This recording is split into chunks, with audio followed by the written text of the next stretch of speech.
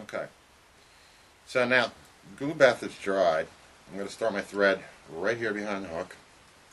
What I'm going to do is, just for the fun of it, and to add more life, which I like, you know, lots of movement, lots of stuff going on.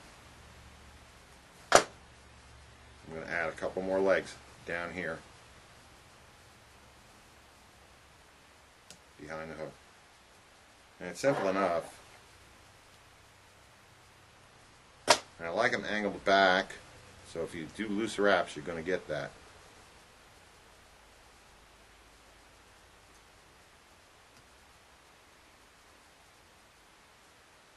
So,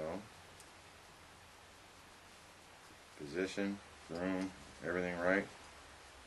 I like it.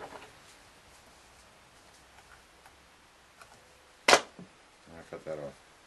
Now, I'm going to put a double wing on this. The reason I'm going to put a double wing on this is I want like a nice long profile, and I want to fill the fly up. This is Arctic Fox, and believe it or not, I managed to get this from an old coat collar that I found. You got to keep your eyes open. You always find neat stuff, you know, if you're looking around. I'm going to pull out a lot of this fluff, because what I'm looking for is this guard hairs, all this stuff in here. So I'm going to pull out a lot of that fluff. I don't want that bulk on the fly.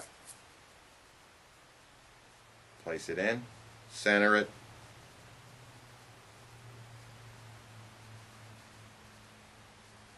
Get the first couple wraps. Now you're putting that right in the middle of the shank, roughly? Yep. Now I'm going to check it. I'm going to pull it out. I'm going to groom it, center it, make sure everything is right where I want it. And I want them guard hairs to be right about even with the eyes at the end of the fly. Put it back in. I want these loose wraps because I want it to lay flat.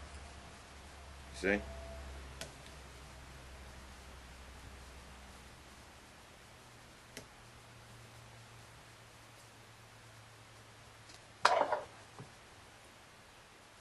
I don't mind so much if it's raggedy. Things are going on. This is all going to be covered up. I'm going to come up, cover everything. I'm going to come back behind the eyes, and then we're going to do that again with your second wing. I'm going to look for a little bit longer.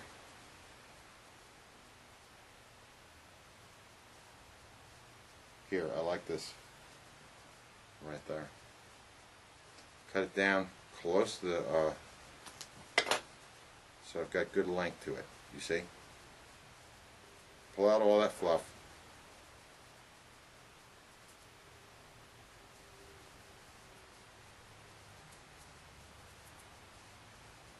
And come in the same way. Loose wrap. Gonna roll on you. Turn it back over. Loose wraps until the roll stops. Take it out again. Don't have to. I can check it from here. I like it. I got a 3/4 thing going on. Tighten that up.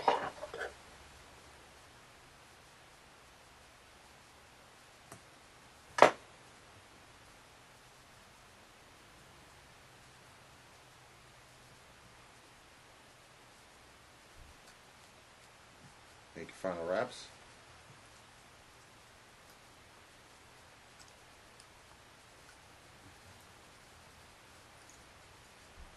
Throw a couple hitches in.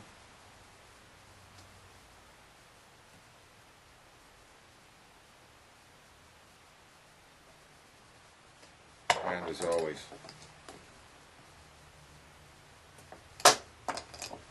little glue.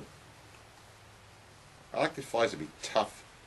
I like to use a lot of glue in between things.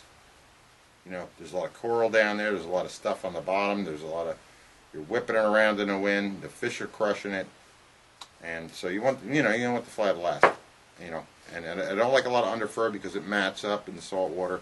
At the end of the day, you can take these, you can rinse them into fresh water, let them air dry, and you're back in business the next day. That's your profile. That's your face. And it's a pretty good fly.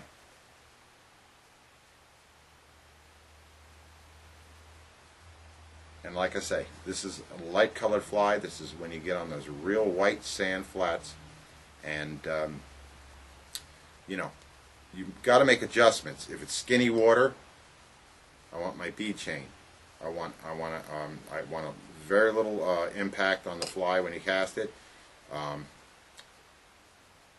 fish will get on it. Don't worry about that extension. The fish always seem to get on this fly really well. And you get a lot of nice light hookups down in the lips and stuff. You don't get any really deep hookups because the hook is set back. And you know, of course, anybody knows a deep hookup and any little blood on a bonefish on a flat is a death sentence. So these work very well that way. Another thing you can do at the very end, if you choose to, because of that pin extension, you can put a little bend in it, and it revs them up a little bit more.